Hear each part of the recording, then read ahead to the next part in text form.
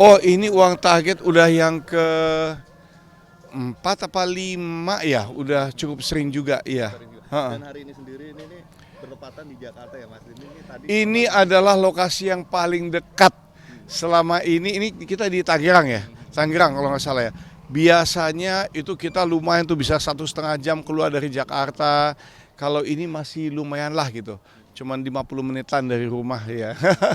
Jadi seneng banget. Pokoknya gini, kenapa saya tertarik ikut ikut uang kaget, walaupun udah pasti kita ke tempat yang kumuh-kumuh, kita ke tempat yang udah pasti nggak ada AC-nya, panas-panasan, sempit-sempitan, tapi ngelihat apa ya, bisa menjadi berkat buat banyak orang, buat sekeluarga yang memang sudah dipilih. Mereka adalah orang-orang yang betul-betul pekerja keras, tapi sangat kekurangan dan sangat membutuhkan gitu. Jadi bukan pengemis, bukan yang minta-minta, tapi betul-betul mereka tuh mau bekerja gitu. Cuman ya namanya apa ya, rezeki orang berbeda-beda, nasib orang berbeda-beda, ada yang punya kelebihan, ada yang serba kekurangan. Nah, dengan cara seperti ini bisa membantu memenuhi kebutuhan mereka, sekaligus juga eh, memberikan masa depan yang lebih baik. Karena yang kita berikan juga apa biasanya yang mereka beli itu dari hasil uang 15 juta itu biasanya mereka untuk sesuatu yang bisa menjadi kebutuhan sehari-hari, bisa buat usaha untuk memperbaiki ekonomi keluarga mereka gitu. Nah untuk hari ini sendiri target bisa diceritain dari background siapa sih Mas Arif? Mungkin kayak tadi sempat Iya, ngamen kalau juga hari gitu. ini eh, ada seorang ibu-ibu yang sudah ditinggal oleh suaminya 12 tahun yang lalu, punya anak 3, yang paling kecil ada masalah dengan tulang belakang, kemudian eh, kakaknya itu umur berapa 19, yang laki-laki ya 19 namanya Dani. Dia juga apa eh, jadi ngamen ya kan, jadi dia juga sejak kelas 4 SD udah nggak sekolah lagi karena harus bantu ibunya. Kemudian kakaknya lagi namanya Eva. Kebetulan Eva ini kalau nggak salah ada Down syndrome. Jadi mungkin kalau disekolahkan atau apa itu akan sering dibully dan lain sebagainya. Akhirnya ya dia juga di rumah saja. Tapi anaknya baik banget, hatinya baik banget. Dan tadi juga waktu permintanya cuma sepeda, minta handphone, ya handphone akhirnya dibagi 2 ya sama kakak sama adiknya, dan dia saat dapat sepeda tuh happy-nya luar biasa gitu. Dan mungkin tadi menarik juga nih sempat Mas Arif sendiri juga ikut terjun ya kayak ibarat ngamen itu ngamen di mana sih Mas? Dan Itu seperti ya berapa? tadi jadi kita si Dani sama 2 temannya itu mereka ngamen.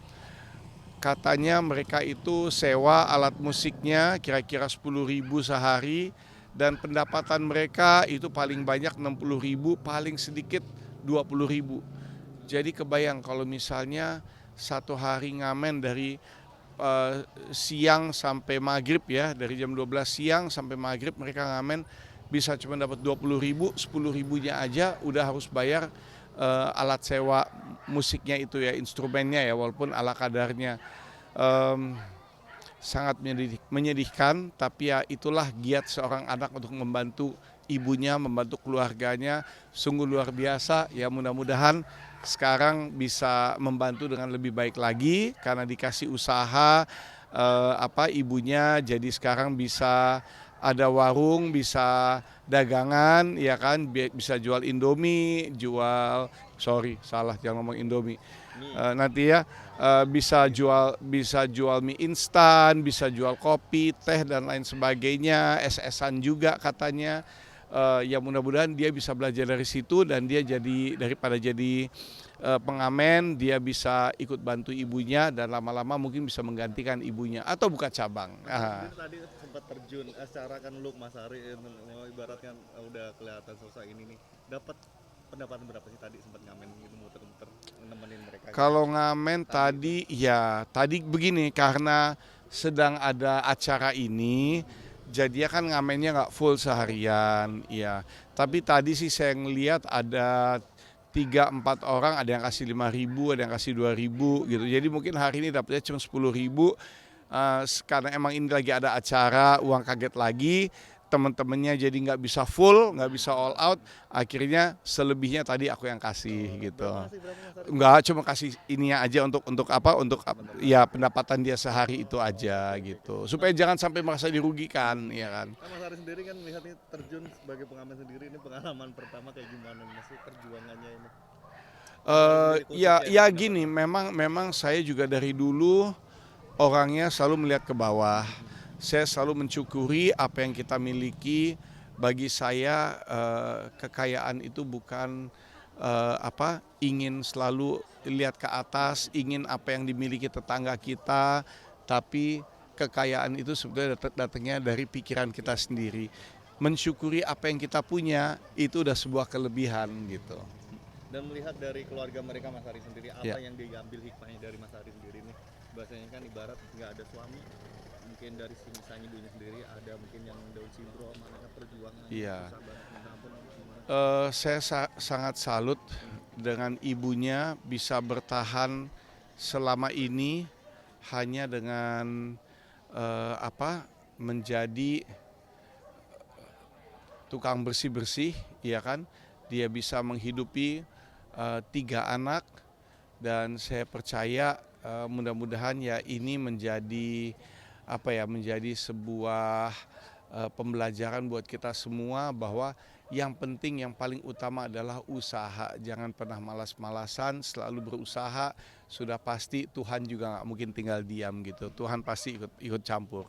Mas Ari minta update nih, Mas Ari kayaknya udah jadi manajer bola ini Bali United, boleh nggak Mas ceritain gimana nih awalnya mungkin? Boleh nggak sih?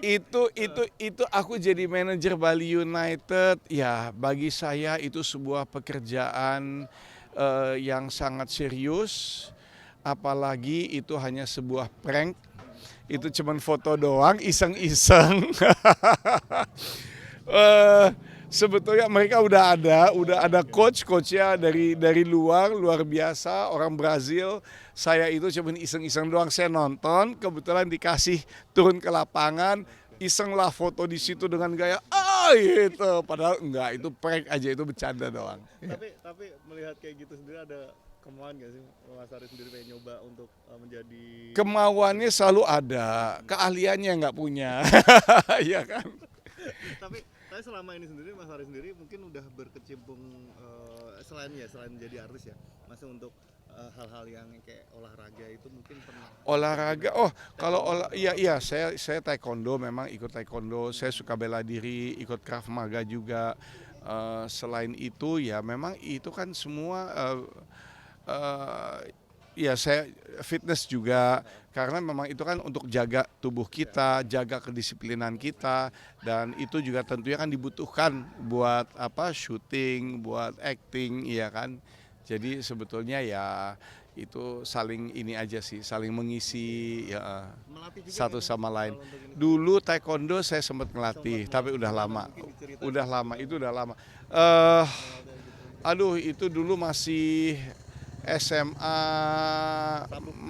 masih SMA kuliah gitu sih. Jadi itu cuman sementara aja, bukan sebagai profesi, hanya membantu sabem saya, membantu menggantikan gitu aja sih. Asisten, sebagai asisten. sampai sabuk apa sih dulu? Sabuk hitam. Sabuk Ya.